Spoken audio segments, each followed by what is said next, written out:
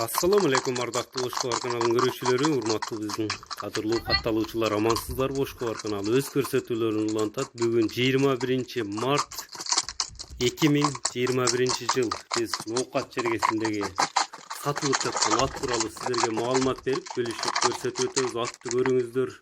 Жоон жолпусунан келген улактын жана үйүрдүн аты сатууга коюлуптур.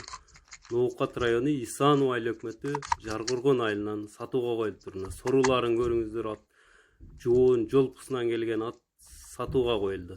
Байланыш үчүн телефон номери 996 770 менен 310 011 номери менен байланышсаңыздар болот. Аттын ден соолугу таза, улакта жеңил чуркайт. Өзүңүздөр байкап көрүп тургандай эле мындай кичинекей бала эле минип жүрөт. Оозу дагы жумшак экен аттын.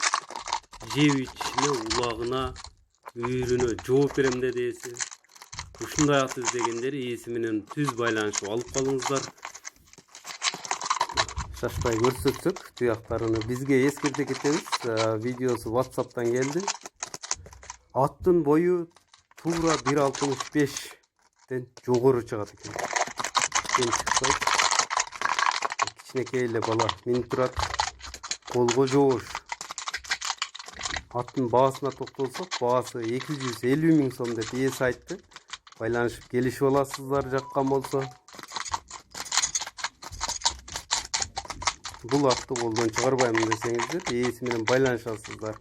Дарегини кайталап өтсөк, Ноокат району Исанов айыл өкмөтү Жаркоргон айылынан сатууга коюлду.